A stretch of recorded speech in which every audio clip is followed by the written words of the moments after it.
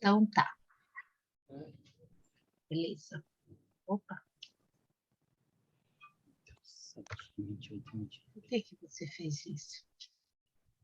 Ai, também apertando o número errado. Não vai dar certo, né? Então, vamos fazer a conclusão, que seria o finalzinho do capítulo 7, né, que é o encerramento do Sermão do Monte. Então, Mateus 7, 28 e 29. Pode ler. Eu vou ler, então, Mateus 7, 28 e 29. Quando Jesus acabou de falar, as multidões estavam admiradas com a sua maneira de ensinar. Ele não era como os mestres da lei. Pelo contrário, ensinava com a autoridade dele mesmo. Uhum. Interessante na linguagem de hoje. Então, esses versículos, né, para a gente não pensar que é só um fechamento do Sermão do Monte, mas ele tem algo para nos ensinar, tá? Então, esses dois versículos, ele mostra a importância, né, do Sermão do Monte, e é para nós olharmos para aquele que trouxe o Sermão do Monte, que é o pregador, né, o próprio Jesus, tá? Então, para a gente poder olhar para ele, né? Então, essas considerações finais para a gente poder reconhecer quem Deus é, ou quem Jesus é, tá? E a gente, né, estudou, então, tudo o Sermão do Monte, e como a gente viu, né, no pedacinho passado, que era para a gente colocar em prática tudo aquilo que Jesus nos ensinou no Sermão do Monte, né? E lembrando assim que ele deixou essa advertência, né, do perigo da autoilusão, da gente achar que a gente consegue fazer pelas nossas forças, né? E a gente ser enganado por nós mesmos, né? Mas estarmos preparados para o julgamento final, né? E talvez alguém possa perguntar, né? Mas por que a gente tem que pôr em prática esse Sermão do Monte? Por que a gente tem que dar atenção a essas terríveis advertências que Jesus fez? Por que a gente tem que se amodar nesse padrão para que a gente entenda, né, que a nossa esperança de salvação é somente, né, para nós podermos entrar, né, no céu, encontrar com Deus face a face, né? Então, né, a resposta para essas perguntas está nesses dois versículos finais, tá? Que nós lemos hoje, e que a razão para a gente cumprir, né, ouvir todos esses ensinamentos e praticá-los porque é por causa da pessoa de Jesus, porque foi ele que proferiu esses ensinamentos, né? E por isso é importante para a nossa vida, né? Então, pensando, né, nisso, então nesse versículo ele fala, né, que as pessoas ficaram maravilhadas, né, por causa que Jesus falava como quem tem autoridade, não é como os escribas e os fariseus, né? Então, a primeira coisa interessante é essa autoridade, né, que vem desse pregador que é Jesus, né? É uma autoridade que prova e mostra, né, quem Jesus é, né? Que ele é Deus.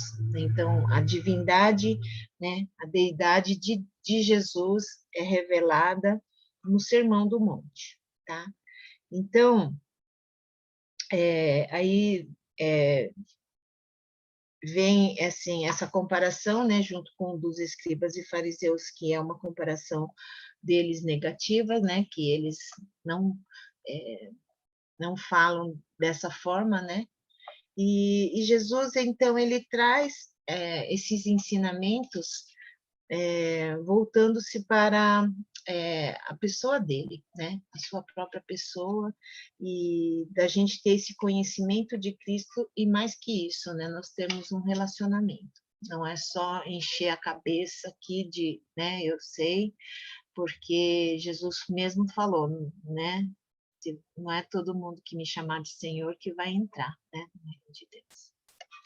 Então, vamos ver, né, quem Jesus era, tá? Então, Jesus era um homem comum, né? Ele, vamos dizer assim, quando ele sentou ali para ensinar no Sermão da Montanha, ele estava com seus discípulos, sentou ali para ensiná-los, e aí foi juntando gente, né? Foi juntando gente para ouvir também os ensinamentos, e talvez eles pensassem assim, como essa pessoa, né, que não estudou, né, não estudou lá, né, com os mestres maiorais, né, o Gamaliel, os grandes mestres, ele não estudou, ele era só um homem simples, comum, né, que viveu lá na cidade no interior e começou o seu ministério ensinando, pregando e dizer as coisas, né, e mostrando a forma, ele foi trazendo essa, vamos dizer assim, um novo tipo de ensinamento, né? Não era só falar, mas ele estava mostrando na própria vida dele. Então, não era igual o dos escribas e dos fariseus, né? Porque eles dependiam muito, assim, do que os vamos dizer, os especialistas, né, que interpretavam essa lei de Moisés, né? Então, eles precisavam ouvir essas interpretações, né? Mas Jesus tinha conhecimento, né? Ele sabia, ele é Deus, né? Então, seu ensino foi destacado por causa disso, né? E aí ele também ele dizia assim, interessante porque os escribas eles citavam esses especialistas, entendeu? É que nem a gente faz, a gente fala, pastor fulano, né? Aquele pregador, aquele cara que conhece muito a Bíblia falou isso, o Shed, né? Falou isso e tal. A gente usa, a gente cita, né? Esses grandes homens e grandes mulheres, pessoas que conheciam, né, ou conhecem bem a palavra, e então a gente acaba citando. Mas Jesus, ele não citou ninguém. Ele falava assim, né? A gente pode ver algumas expressões, por exemplo, ele falava assim, né? Está escrito ali na lei, mas eu, porém, lhes digo.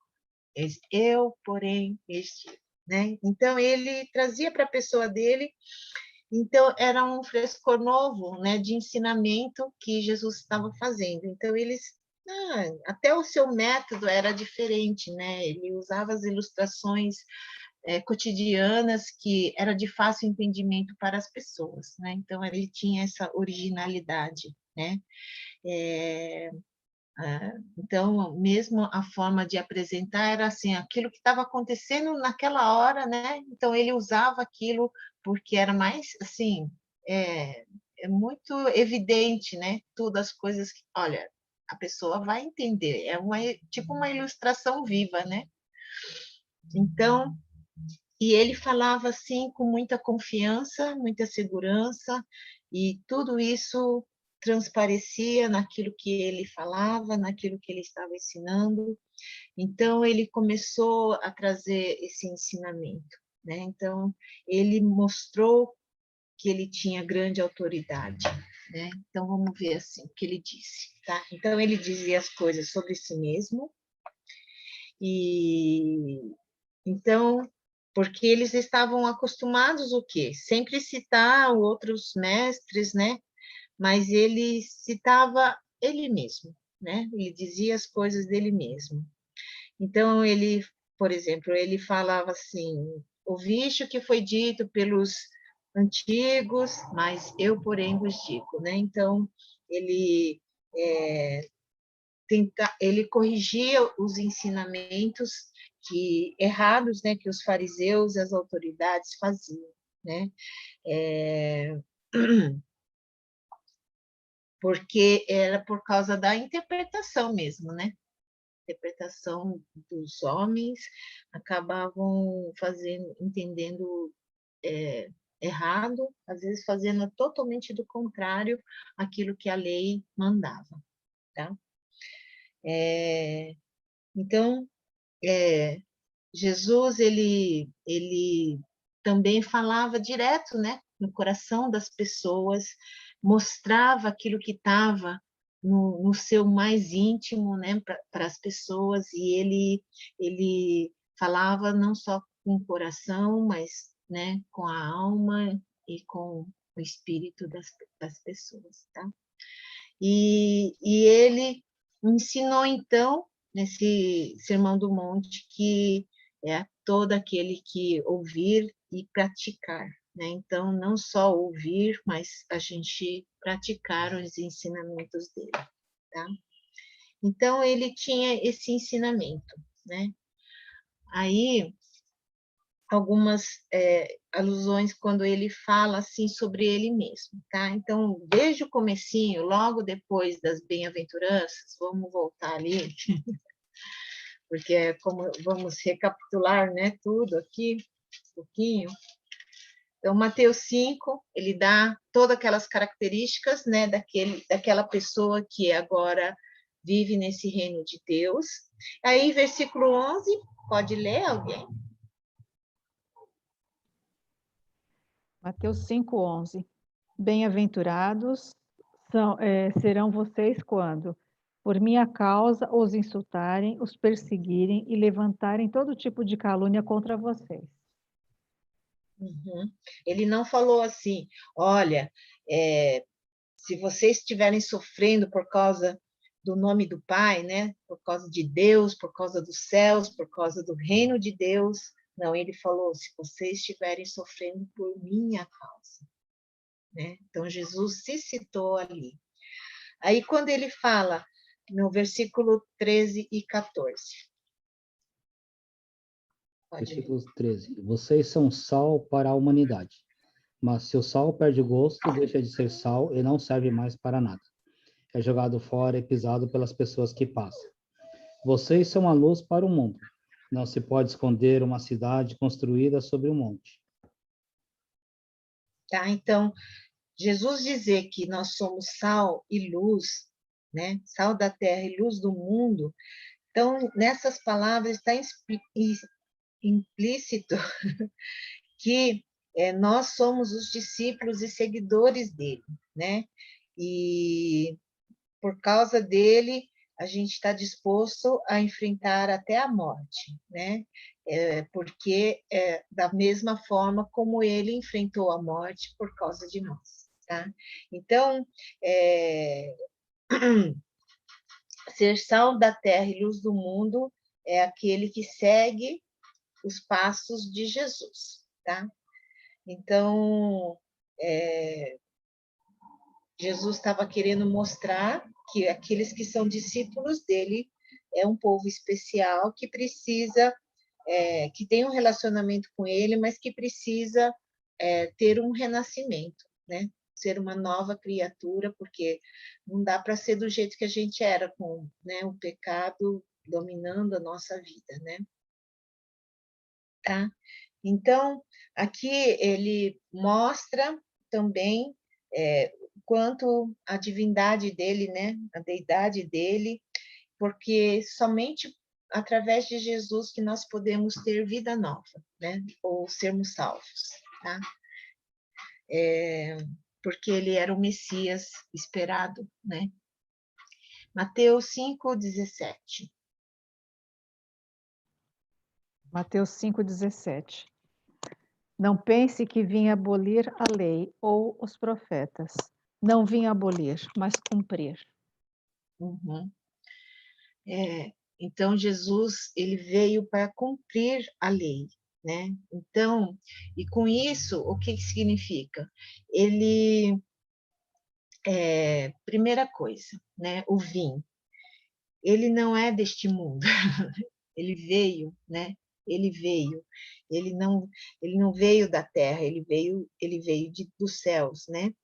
Então, ele nasceu aqui na Terra, né? Tipo, ele veio e se encarnou, né? Para poder cumprir a lei, né? E para cumprir a lei, ele tinha que morrer na cruz pelos nossos pecados, tá? Então, para cumprir a lei, ele veio. Porque a lei e os profetas tinham declarado que ele viria. Então, ali, ó, Malaquias 4:2. Malaquias 4:2. Mas, para vocês que me temem, a minha salvação brilhará como o sol, trazendo vida nos seus raios. Vocês saltarão de alegria como bezerros que saem saltando do curral. Uhum. Então, na verdade, os profetas falaram que era alguém que viria, né? Mas, infelizmente, você vê, né? Alguns creram e agora ainda muitos não creem, então estão esperando o Messias até hoje, lá em Israel, né? Os judeus. Então, eles falaram, quem é esse homem, né? Que tem tanta autoridade? Esse homem é João 10:30. Eu e o Pai somos um. Então, esse homem é Jesus, que é igual ao Pai, né? Que eles são um, então ele é Deus, né? Então, Jesus falou que ele veio para cumprir e guardar a lei de Deus, né? E somente ele poderia fazer isso. Ninguém consegue cumprir, né, a lei de Deus pela sua própria força, tá? Então, vamos ver, Romanos 3:19. Romanos 3:19. Nós sabemos que tudo que a lei diz é dito para os que vivem debaixo da lei. Isso a fim de que todos parem de se justificar e a fim de que todas as pessoas do mundo fiquem debaixo do julgamento de Deus. Tá? Então, assim, nenhum ser humano pode se justificar a si mesmo, né? A gente é só justificado pela fé em Cristo Jesus, tá? Romanos 3:10. Romanos 3:10. Como está escrito, não há nenhum justo, nenhum sequer. Nem um sequer. Uhum. Não tem, não tem. Não adianta você falar que você é, mas você não é, entendeu? Ninguém pode ser, eu vou fazer tudo direitinho, eu vou ser justo. Não, né? É só Jesus que conseguiu cumprir todas as coisas, porque ele viveu e não pecou, né? Então, ele veio para nos libertar, né? E podermos vencermos essa lei, né? Romanos 10:4. Romanos 10:4. Porque com Cristo a lei chegou ao fim, e assim os outros que creem é que são aceitos por Deus. Uhum. Quer dizer, Cristo chegou, né? Por que a lei chegou ao fim? Porque Cristo cumpriu, né? Então, venceu. Tá? E ele mostrou que ele é o Messias, aquele que os profetas, né, haviam falado sobre ele, né? Então, 2 Coríntios 1:20. 2 Coríntios 1:20. Pois quantas forem as promessas feitas por Deus, tantas tem em Cristo o sim. Por isso, por meio dele, o amém é pronunciado por nós para a glória de Deus. O amém, você sabe, né? É assim seja. Então, tudo que Jesus fez, ele fez cumprindo toda a lei.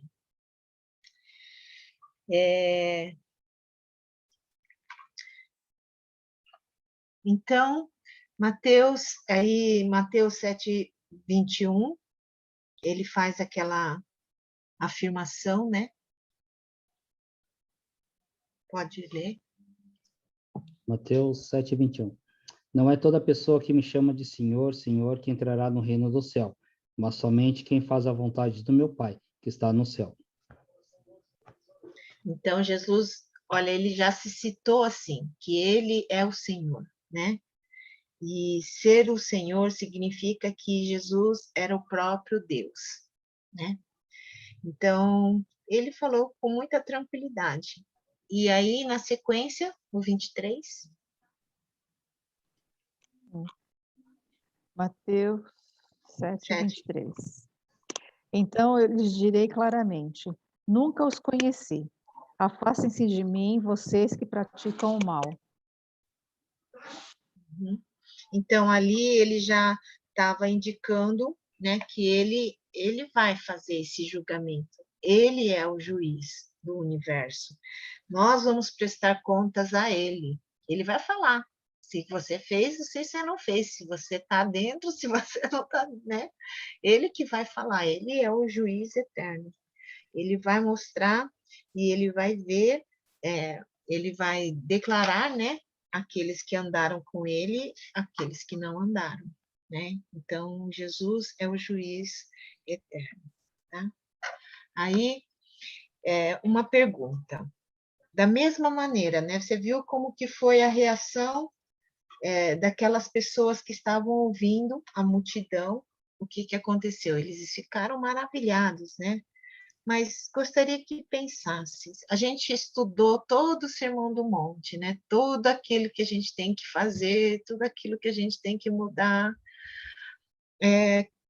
Como você reage diante de todos esses ensinamentos, né? De tudo aquilo que Jesus falou?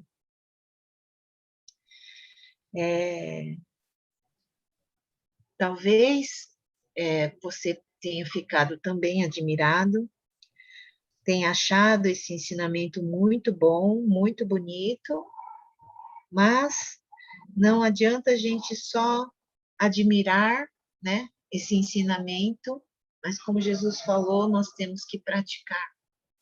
Mas para a gente praticar, a gente precisa dessa obra de Cristo na nossa vida. Precisamos reconhecer quem é Ele, né, quem Jesus é, e que ele é o próprio Filho de Deus, que ele é Deus, né, que veio para o mundo para nos resgatar, e é esse que, Filho de Deus, Deus próprio, que pregou esse sermão, né, e ele prometeu, assim, né, a presença do Espírito Santo para nos ajudar, né, que a gente não pode, pela nossa própria força, né, pelas nossas habilidades, nos salvar, né? A gente precisa de Cristo, tá? Então, Jesus quis mostrar também que somente Ele, né, pode nos salvar, e Ele quis que a gente entendesse que todos, para fazer parte desse reino, né, esse reino novo dele, nós precisamos experimentar uma nova vida. Temos que ter esse novo nascimento. Então, não adianta. Tem muita gente que conhece Jesus, sabe de Jesus, mas não experimentou esse novo nascimento, né? Essa vida com Deus, tá? Então, eu, assim, né, falo, puxa, todo mundo vai ter oportunidade de ouvir de Jesus, até ele voltar, né? Mas para a gente fazer parte do reino de Deus, nós precisamos, então, experimentar essa nova vida. Porque Jesus foi mostrando ali, né? Começando ali com as características nas bem-aventuranças, ele antes falou, né? Tem que ser sal e luz, e na característica das bem-aventuranças, que ele descreveu como é cada um do seu povo, né? As características do seu povo, e aí ele falou, então, começando com as bem-aventuranças, ele mostrando o que eles deveriam ser, e depois, né, ele foi explicando como nós deveríamos agir, tá? Então, é nessa sequência que o Sermão do Monte é descrito e ensinado por Jesus. Tá? Então, Deus é o Deus mesmo que veio para nos renovar. Então, vamos ler ali. Ali eu coloquei ES, né, que é Espírito Santo, que a gente não tem capacidade, né, como eu já falei, a gente não tem capacidade de mudar sozinho. Mesmo quando a gente reconhece, a gente pede perdão, a gente se quebranta diante do Senhor, dos nossos erros, né? Mas quem nos transforma é o Espírito Santo. É Ele que vive a vida de Cristo em nós, tá? Atos 2, 33. Atos 2, 33. Pois Jesus foi levado para sentar-se ao lado direito de Deus, o seu Pai, o qual lhe deu o Espírito Santo, como havia prometido. E Jesus derramou sobre nós esse Espírito, conforme vocês estão vendo e ouvindo agora. Uhum. Então, Jesus enviou, né, o Espírito Santo para que nós pudéssemos ter uma nova vida, tá? Por quê? Vamos ver nosso estado. 1 João 5,18. 1 João 5,18. Sabemos que todo aquele que é nascido de Deus não está no pecado. Aquele que nasceu de Deus o protege. Aquele que nasceu de Deus o protege. E o maligno não o atinge. Uhum. Então, a gente tem que ter essa experiência, né, com Deus, né, porque nós somos pecadores, né, e só Jesus pode nos tirar, né, dessa vida e nos transformar. Romanos 8, 29. Romanos 8, 29. Porque aqueles que já tinham sido escolhidos por Deus, ele também separou, a fim de se tornarem parecidos com o seu filho. Ele fez isso para que o filho fosse o primeiro entre muitos irmãos. Uhum. Então, nós temos que ser igual a Jesus, né? Então, o Sermão do Monte, por mais difícil que seja, são as características que nós precisamos pedir para o Senhor para Ele operar nas nossas vidas. 1 Coríntios 15, 45. 1 Coríntios 15, 45. Assim está escrito: o primeiro homem, Adão, tornou-se um ser vivente. O último Adão, espírito vivificante. Uhum. Então, o primeiro Adão era o Adão mesmo, né, que estava aqui na Terra e que pecou, né? E o último Adão é Jesus, é aquele que nos dá a vida, né? 1 João 3,14. Nós sabemos que já passamos da morte para a vida e sabemos isso porque amamos os nossos irmãos. Quem não ama está ainda morto. Uhum.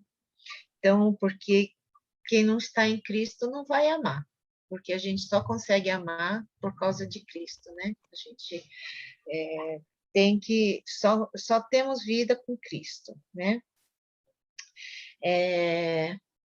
Filipenses 2:3. Filipenses 2:3. Nada façam por ambição egoísta ou por vaidade, mas humildemente considerem os outros superiores a vocês mesmos. Uhum.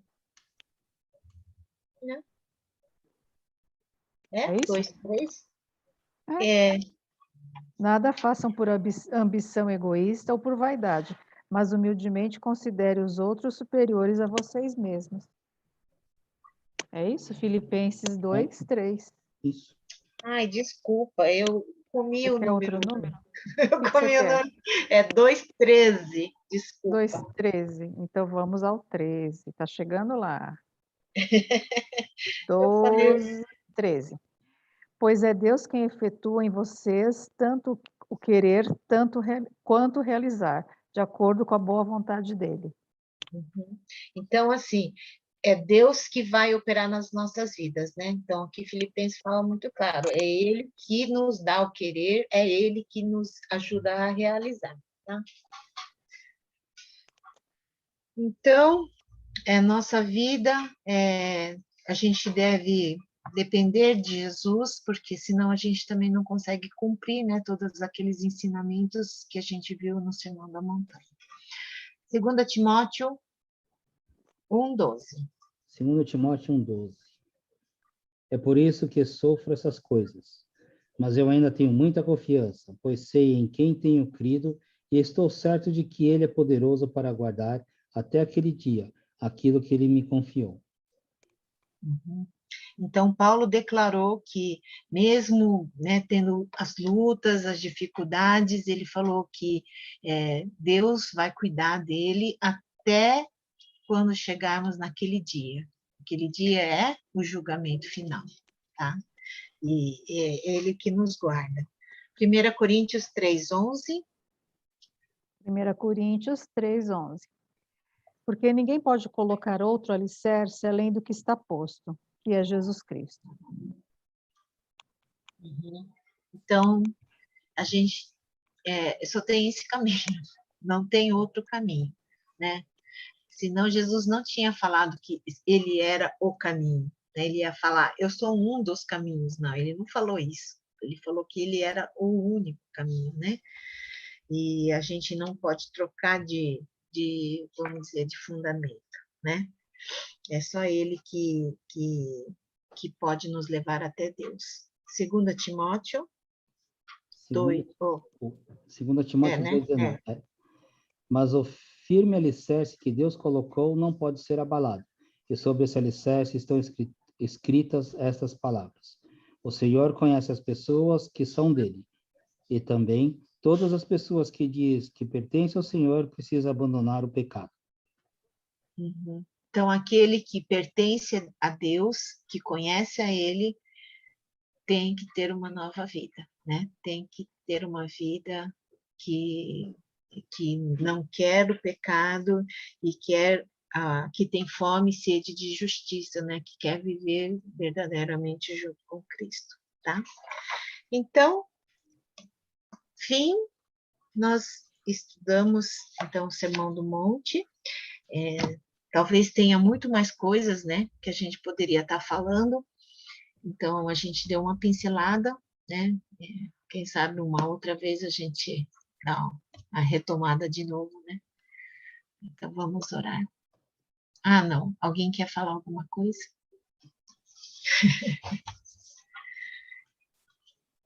E tá bom. Então, vamos orar. Senhor, nós agradecemos porque o Senhor nos deixou essas palavras. Pedimos perdão quantas vezes nós deixamos de fazer, deixamos de obedecer aquilo que o Senhor nos disse por causa do pecado, por causa do nosso egoísmo, por causa do nosso orgulho, Senhor. Então, nos perdoe. Pedimos que o Senhor continue a boa obra nas nossas vidas, transforme, ó Deus, não só a nossa mente, mas o nosso coração, todo o nosso ser, ó Deus, nossas atitudes, que nós possamos ser cada dia mais semelhantes ao Senhor, podermos glorificar a Ti através das nossas vidas. Então eu peço, Pai, ajuda cada um de nós para que nós possamos ser sal e luz, como o Senhor nos disse para sermos, que nós possamos ter todas essas características que está escrito no Sermão do Monte, Senhor. Então, pedimos a Tua graça, Tua misericórdia sobre as nossas vidas e que, mesmo em meio às lutas, a gente possa permanecer firme. Nós pedimos, então, que o Senhor nos ajude, que o Senhor faça a Sua vontade nas nossas vidas. É o que eu peço e agradeço em nome de Jesus. Amém. Amém.